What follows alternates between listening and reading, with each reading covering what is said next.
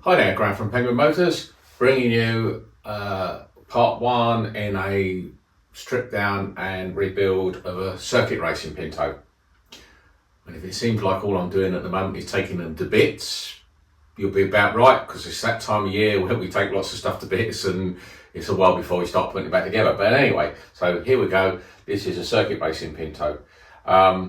It's here for a refresh, a rebuild, and hopefully give it some more. So what can I tell you about it? Well, in an ideal world, I'd put it on the dyno and run it up, but I'm told it's run a big end, so that's just not possible. So, you know, I'm not going to be able to see what it was like before we take it to bits, but according to the owner, it did nothing below 4,000 RPM. Apparently it's got an HD1 cam in it, so that's about right, but it didn't make any power either. I think he said 167, maybe 170 flywheel, so no real power either. And in his words, the others were just walking away from me down the straights. Well, I'm not surprised, because he's, give or take a bit, he's about 30 odd horsepower shy of where he really needs to be. And I showed him some graphs of some different cams, and I said, look, I can make it work below 4,000. But you're not going to hit the big numbers, so I think we're going with let's get him in the ballpark, horsepower wise, and then we'll have to deal with getting out the corners later. So yeah, here we are. It's on a 202 block. I don't know what bore size it is, but regulations where this run is limited to a maximum of 60 thou oversize. So I would be surprised if the pistons are bigger than 92 millimeters. What did it run on? Let's say it's got an HD1 cam in it. Runs a Tony Law, should I say, 421. I believe this is the smaller of the two possible manifolds. Yeah, should make good horsepower. Carburation wise, it's on a pair of 45 DCOE, which on these is never going to make a gazillion horsepower. But we've also got some small 36mm chokes in it. Won't help.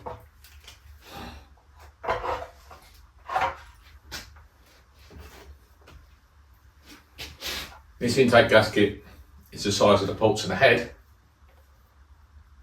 Turn it around the right way.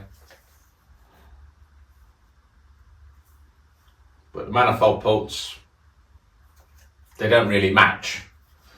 And there's just a bit of chamfer at this end. I'm going to bring you in a bit closer, show you a little more detail. So I think this inlet manifold is actually for a pair of 40s, and it's just been crudely modified to take 45s, because if I run this bit of welding rod up the inlet tract here, it gets to just there, and then suddenly it drops away massively.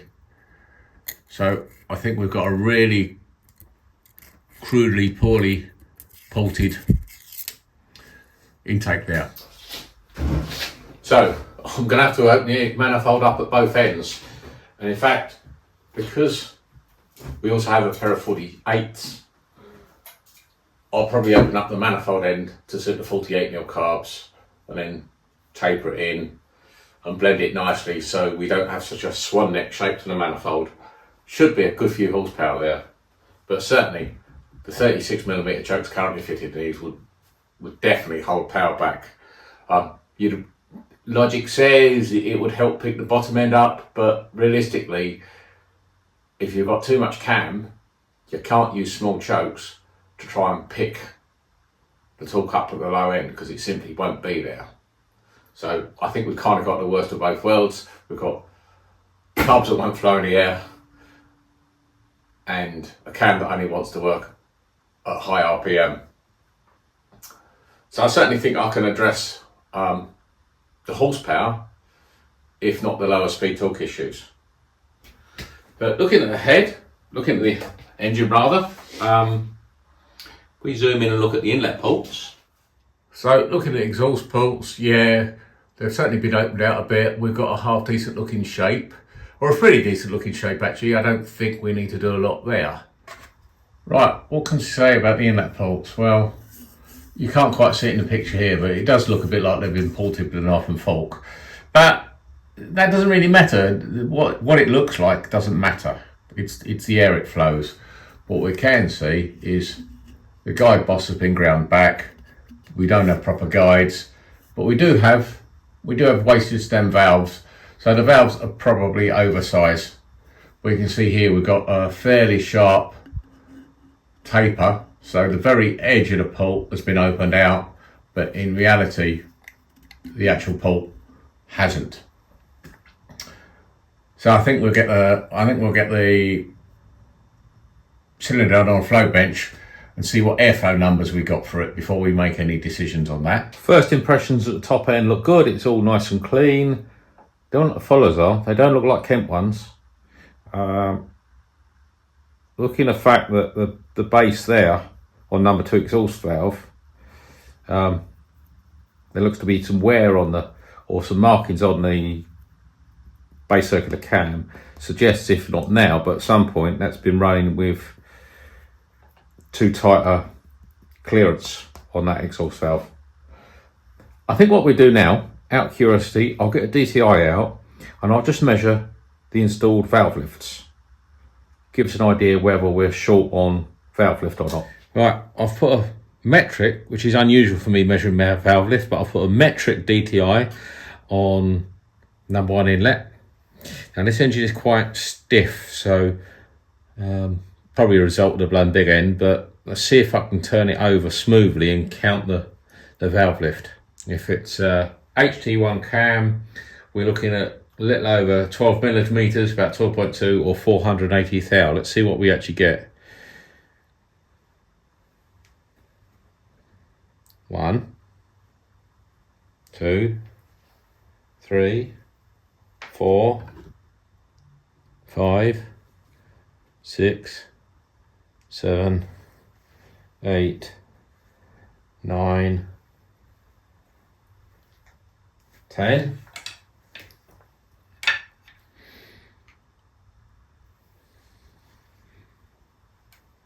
11. So we've got a fraction over 11 millimeters of lift.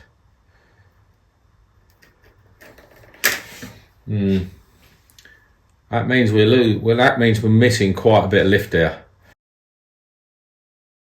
Let's try the exhaust now.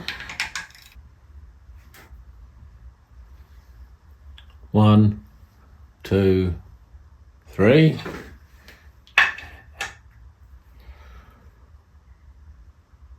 4, 5, 6, 7, 8, 9.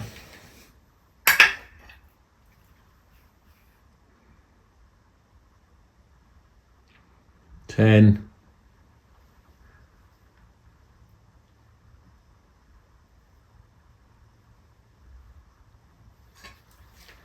That's about 10.8. So yeah, we're missing about 1 millimeter on exhaust lift as well.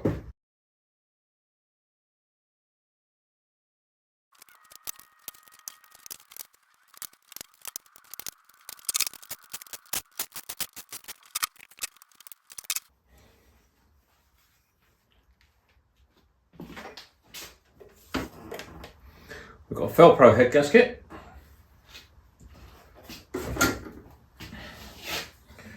No prizes for guessing which cylinder's got the knackered big end. We have some very shallow looking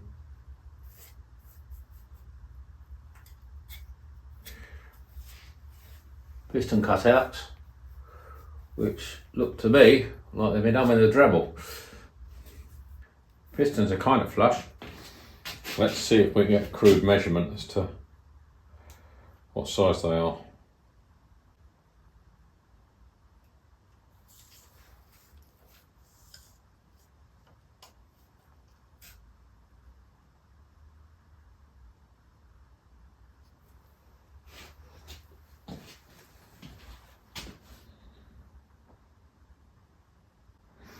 91.8, so they are 1mm oversize.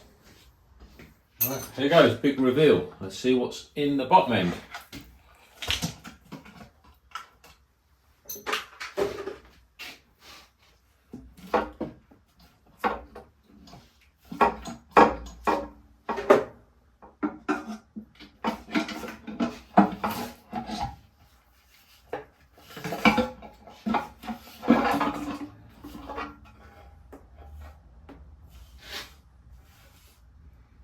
Steel rods, balance crank.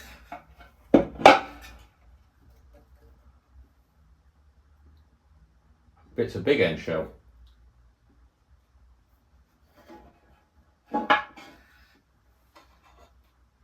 Standard RS2000 sump, the bolting baffle.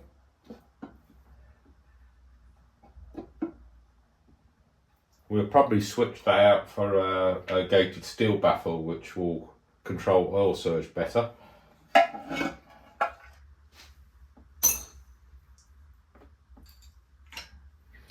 And it's a high capacity pump, but to be honest, I don't think that's good. All we're likely to do is empty the sump faster than the oil can get back.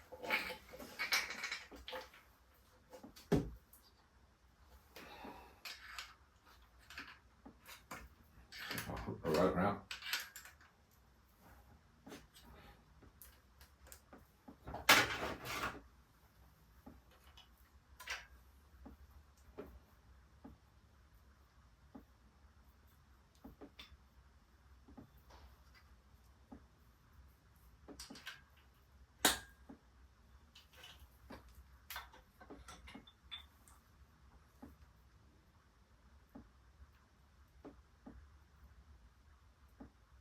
I mean, to be fair, the rotors themselves look really good. So, although it's run a big end,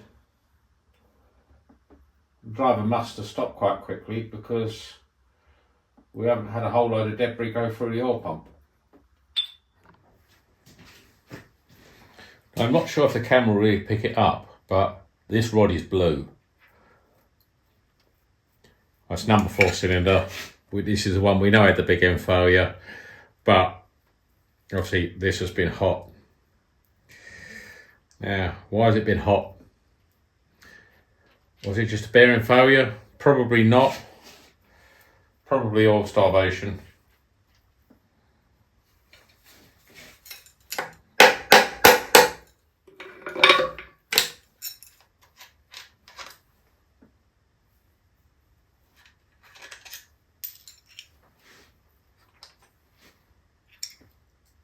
Ooh.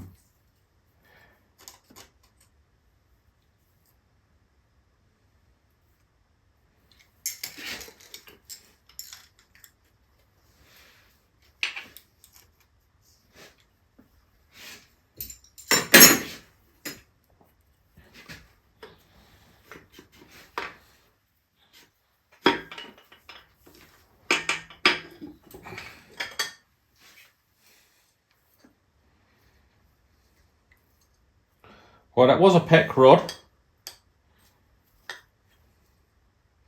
and it's attached to an acrylite piston.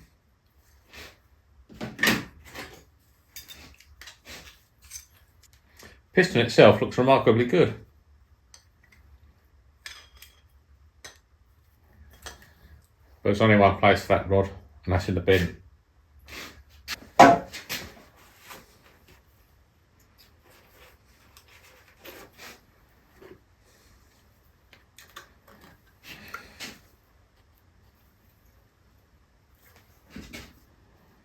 And that's what's left, the big end shells.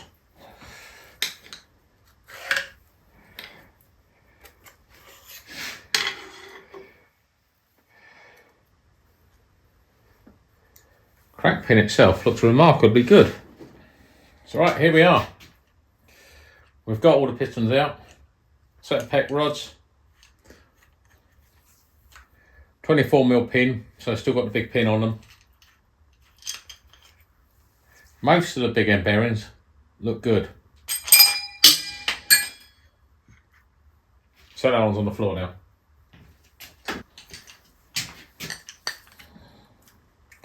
Ring tension feels good. So I doubt we had any ring sealing issues.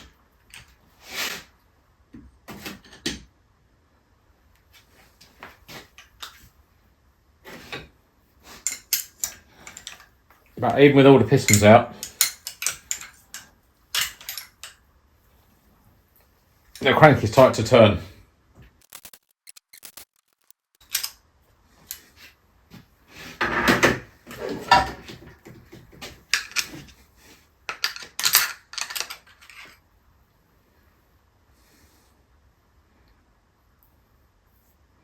There we go. It's picked up on that rear main. Ooh, that's horrible.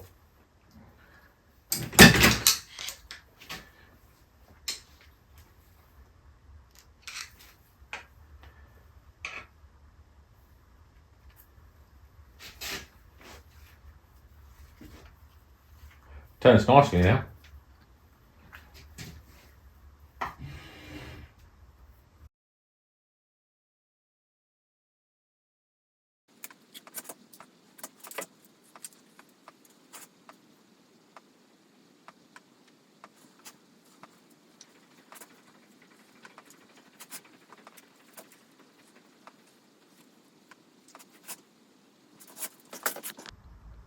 So that's 0.02 millimeters out of true. So it's about a thou out of round there.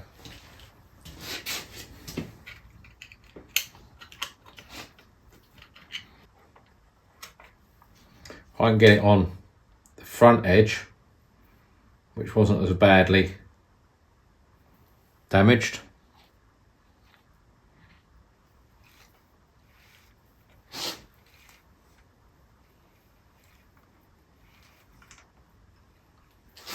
About the same.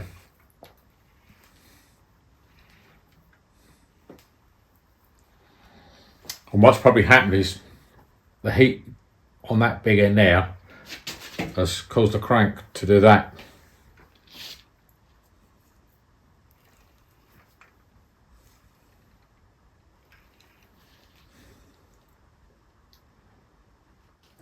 So, what caused our failure? Well, with most of the big ends looking good, but the rear main in terrible condition, and number 4, you got to think it's most likely oil starvation, because obviously this is furthest. This is not only furthest from the oil supply, but it's also got the clutch and flywheel hanging off the end of it, which probably doesn't do it any favours. So yeah, I think in this instance most likely it's a mixture of wear and tear and a bit of oil starvation. As I said earlier, the standard RS sump isn't the best at containing oil, and we do have a high capacity oil pump, and that will have the effect of trying to pump probably more oil up to the top of the engine than it can drain back. So I don't think we need a major change. I think we just need to grind a new crank and assemble it with some new rods, maybe or maybe not new pistons. Obviously what I now need to do really, I ought to be at the cylinder head and see what combustion volume we've got in the head, and maybe I'll stick it on a flow bench and check airflow, because that will give me a better picture as to, carburetors aside, why we only had I think 167 horsepower on an HT1 cam. My guess is the compression is going to be a bit low, partly because we've got no cutouts for the exhaust valves and there's been no hit in there, so I suspect we haven't got the most amount of compression we really need. 45.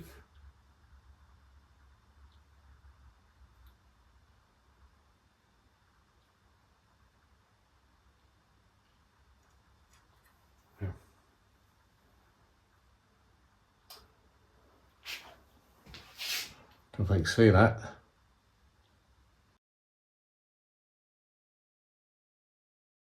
That's 47cc. So we've got no real compression here. This engine is only going to be around 10 and a quarter, I'd have said. Let's just do the maths.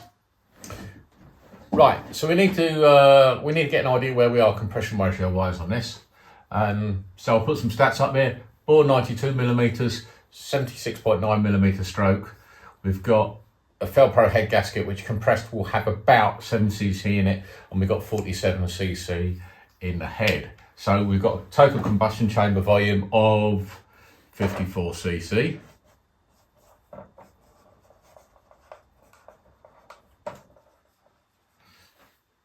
Now we need to know the capacity of one cylinder. So that is half the bore at 92, so that's 46. So we've got 46 times 46 times 3.142 times the stroke, which is 76.9.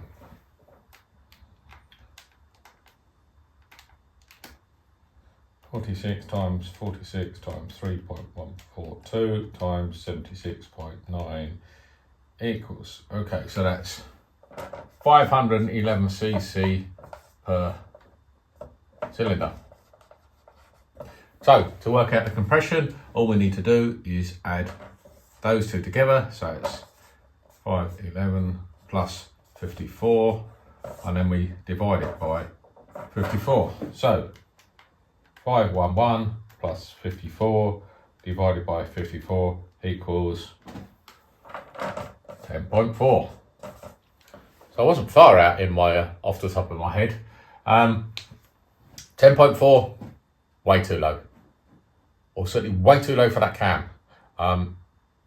HT1 is never going to make any real top end power on that compression ratio because effective compression is too low. So it's never going to make any top end power. Now I know the carburetors are too small and the manifold's not great, but you know, essentially 10.4 is never going to make any real horsepower, and that might even account for why it's so lethargic low down, because quite frankly that if we put compression in it, the cam will probably wake up and the engine will come alive earlier in the rev range. So, you know, apart from sorting out the induction, the big thing we've got to do this engine to make it work, apart from fixing the broken crankshaft and conrod, is get some compression in it. We need to be much closer to 12:1.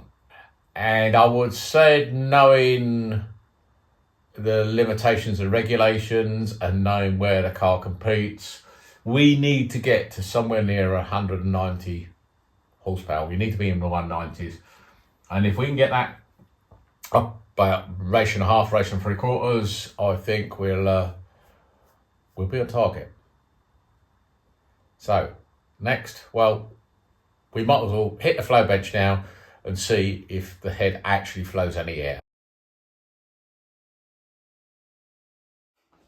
So we need valves as well. Well, I might have a solution that will help us out with our valve lift situation.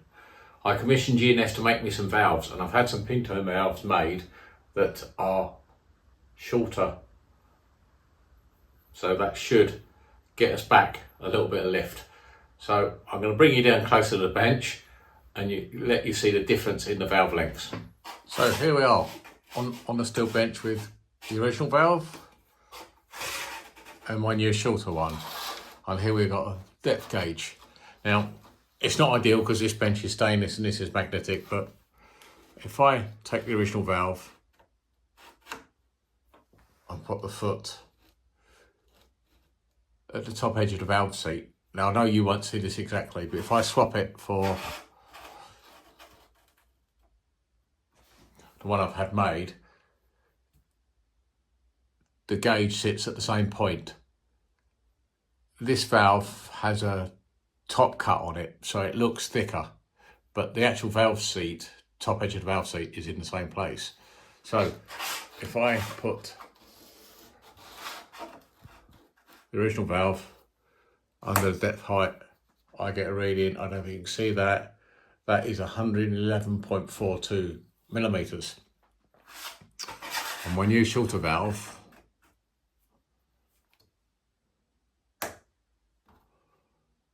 is 110.4.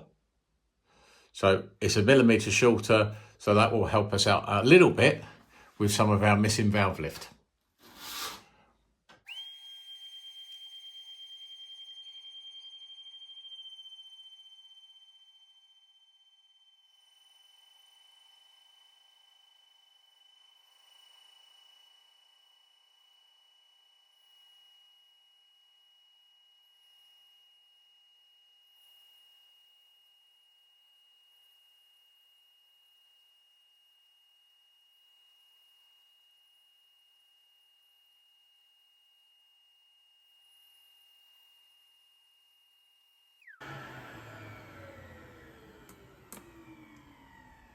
We've got a peak airflow of 105 CFM, so that ain't good. We're missing a big chunk of power in the head. So yeah, we've got about 105 CFM total. So yeah, right. We've got some work to do, boys. So what do we know? Well, 105 CFM, that's pretty average from the head. Compression that's too low. Obviously we've got a knackered crank, knackered rod, knackered valves. We're short on valve lift. With carbs too small, I'm amazed it made 167 horsepower. So I think we're in a good place to do a bit of reworking and get us somewhere where we need to be.